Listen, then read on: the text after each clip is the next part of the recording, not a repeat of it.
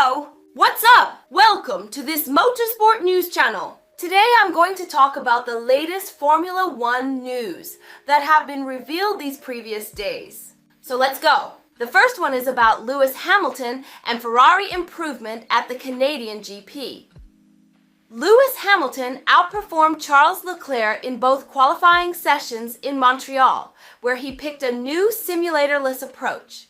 Lewis Hamilton has refrained from using Ferrari's simulator ahead of the Canadian Grand Prix, and this approach seems to be bearing fruit so far. Hamilton outqualified teammate Charles Leclerc by 0.084s in the sprint and 0.18s in the main session. He was faster in all 6 qualifying segments this weekend. It signifies a remarkable improvement given their overall head-to-head since the 7-time world champion joined Ferrari before this weekend was 27-9 in Leclerc's favor. And out of the previous 9 times Hamilton prevailed, 4 occurred in China. Shanghai happens to be the other 2026 round where the Briton didn't use the Maranello simulator in his preparation, and the Montreal results seem to be vindicating this approach, with a double top 5 result. Hamilton actually reckons he could have done even better. It felt great, he said. We made some good changes in qualifying. Oh man, I was hopeful for a better result, but I didn't get my last lap. The car was feeling like we were improving. I think honestly, if I got that last lap, I probably could have been third. Asked in what areas the car was giving him more confidence, Hamilton replied, "It's brakes, corner entry stability, and just with the setup that I've migrated to, I'm much happier with being able to attack the corners." Back on Thursday, Hamilton delved into his decision not to use the simulator, a tool that he barely used at Mercedes and which hasn't proved useful enough of late, he explained. Firstly, the sim is amazing, the Ferrari driver insisted. It's an amazing space to work in. It's the best sim I've ever seen, and best group of people that I've known, a large team of people that I get to work with there. So, a day at the sim is actually pretty incredible. It is a very powerful tool, and something that as a team we continue to evolve. I think since I've been there, I've had a lot of input in some of this evolution, and they've been really respondent and made loads and loads of changes, and we've just been improving it. With simulation, I feel that the goalpost is always moving. So I started driving the simulator in 1997, the first simulator I would say at McLaren. The cockpit didn't move, but we had force feedback in the steering, and I remember it was at Woking, at McLaren's old factory.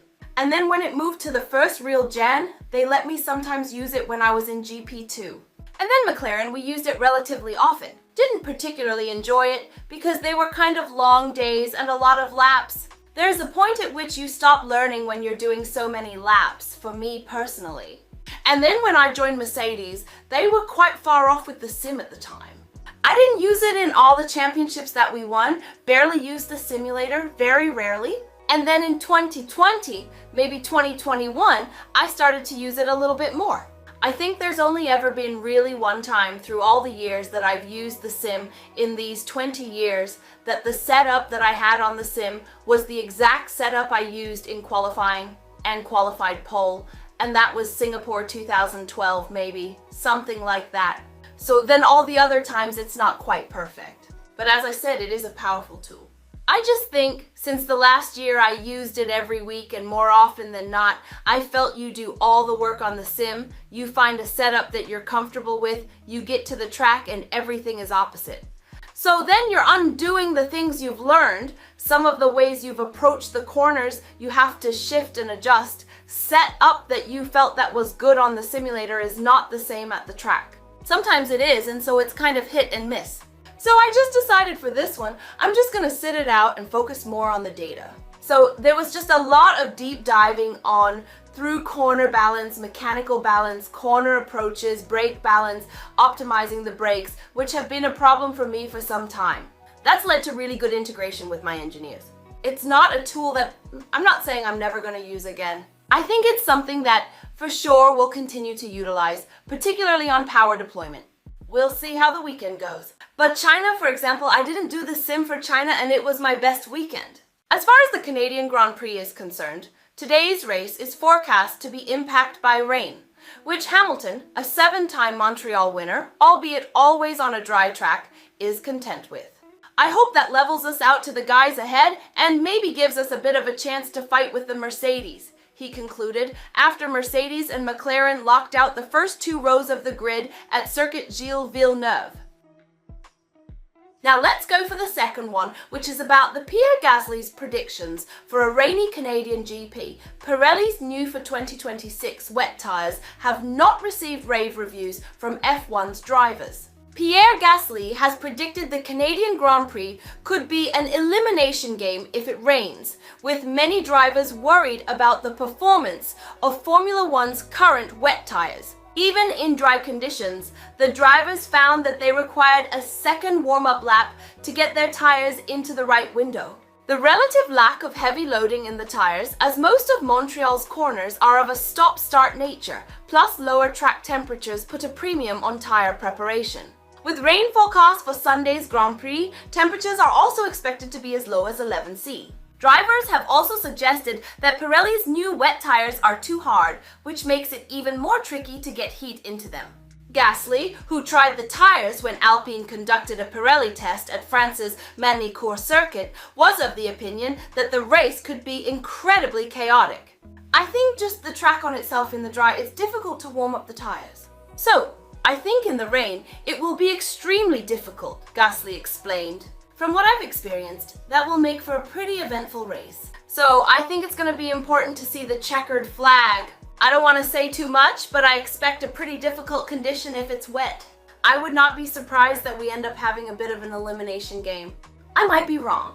I've just tried it in Magny-Cours, and it was a bit of a surprise. Let's see what happens." Carlos Sainz expanded on the surprise Gasly experienced, stating that the Frenchman reported the inters and the wets not getting into a range and aquaplaning. Additionally, Lewis Hamilton has been critical of the 2026 Pirelli wet and intermediate tires, having experienced them in a test at Ferrari's Fiorano circuit. Although the wets were initially designed for use without the need for tire blankets, Hamilton says that he pushed Pirelli and the FIA to reinstate their use, but that this is still not enough. Ultimately, they've had to build a tire that works with those low blankets and the tires don't work.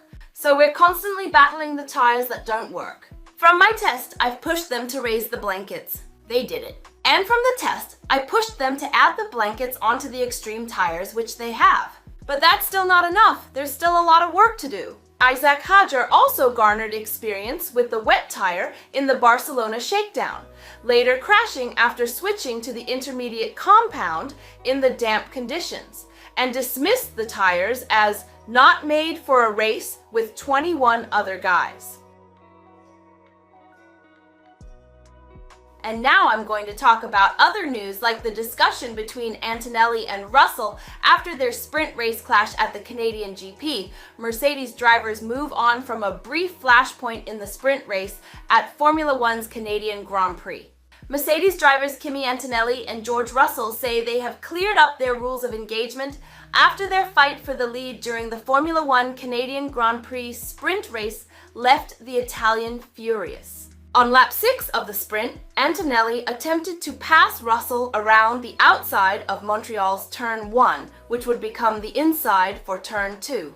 But with Russell not giving Antonelli room on exit, the Italian ducked over the grass, leaving him furious over what he felt was his teammate pushing him off. Half a lap later, Antonelli went off trying another move in turn 8, which dropped him behind McLaren's Lando Norris in third, with the 19-year-old's radio fury leading to a couple of interventions from team boss Toto Wolff on the radio. Between the sprint and Grand Prix qualifying, both drivers met with the team to further clarify their rules of engagement as Mercedes aims to avoid a repeat while still allowing its 2 championship contenders to race freely. Speaking after claiming the front row for Sunday's race, both Antonelli and Russell said they had cleared the air over how they go racing. "We had a discussion and we clarified, and now it's all good," Antonelli said. "We've reviewed and we had a chat with Toto and it's all good now." Russell added, "Yeah, as Kimi said, all good. Had a good discussion and we know what we need to do and how we're going to race each other. And nothing's going to change because we've always had that respect for one another. We're not going to wave anybody by, doesn't matter if he's a competitor or a teammate. Of course, we know the number one rule is never to crash with your teammate. That isn't what happened this morning, and we finished first and third, and that's what we'll continue to try and do. Saturday's incident is perhaps best summarized as Antonelli expecting Russell to afford him more room on an outside pass than he was ever going to receive as they fought for a win. Along with learning that lesson, Wolff also wanted to see fewer radio outbursts from his budding star, although Russell sympathized with his mindset after the clash. If I was in his position and he was in my position, I probably would have reacted the same, Russell acknowledged. Because if something doesn't pay off in the moment and you feel like you've been hard done by, you think the other guy is in the wrong. And that's just natural. We're racers, we're fighters, and we wear our heart on our sleeve. We're just in this tough position where everything we think and feel is broadcast to the world. We don't regret anything we say. Of course, maybe you wish you said something different, but we're here to fight. And the last news, now I'm going to talk about Max Verstappen's setup feedback, which didn't follow Red Bull. Verstappen revealed that Red Bull did not listen to his preferences regarding the car setup in Canada. The Dutchman ultimately went along with the team's choice, partly to show that it would not work. Qualifying for the Canadian Grand Prix proved to be a difficult affair for Red Bull. Max Verstappen eventually secured 6th place on the grid, but it was far from straightforward. Over team radio, the Dutchman first reported that he could not get temperature into the tires and added that he was also lacking top speed. A lot of things from this qualifying session are very difficult to understand. For example, I have no idea where that final lap suddenly came from, Verstappen reflected when speaking to the Dutch media. Throughout the session, I had very little top speed and simply no grip. As for that lack of top speed, Verstappen appeared to derate earlier than most of his rivals, something for which Red Bull has not yet found an explanation. I don't know. I didn't get any information from the team either, so it was clear that we couldn't solve it during the session, Verstappen said. However, the issue was not limited to tire temperatures and top speed. Verstappen clarified that Red Bull had taken a setup direction that he himself did not support. We did something different with my car, that's what the team wanted. Clearly, that doesn't work the way it should. But sometimes you also have to let the team do their thing and make clear that it doesn't work. I said, go ahead. If you think this is going to work, then do it. And clearly, it doesn't work. That does not sound like a typical Verstappen scenario. Normally, the Dutchman has a crucial voice in the setup direction and the technical team tends to follow his lead. All the more so because Verstappen is not a rookie, but a 4-time world champion with plenty of experience. I've pointed it out so many times already, but sometimes you just have to let them feel for themselves that it doesn't work. Asked why things had unfolded differently behind the scenes this weekend, Verstappen continued. Of course they listened to me very often, but not this time, because they were convinced that it was going to work. What makes that particularly remarkable, if the team was so convinced the approach would work, is that a different choice was made on Isaac Hadjar's car. Verstappen explained, that's because they wanted to try it with me. That has been the case for years. A driver can also say, just leave it as it is because it already feels reasonably okay. But for me, it didn't feel okay beforehand, and it still doesn't. I'm not easily satisfied with a car. I want to fight for victory, not for 7th place. According to Verstappen, it is now clear to everyone within the team that the chosen direction in Montreal was not the right one. It's obvious, isn't it? The whole qualifying session was going nowhere. I always stay reasonably calm about it, but hopefully now they know that it doesn't work. When it was suggested that Verstappen had at least learned from this experience and would not allow it to happen again in the upcoming race weekends, he concluded, yeah, I think that's pretty clear. That's all for now. I hope you liked this video. If so, don't forget to give me a like and subscribe. Have a good day. Best regards. Until the next video.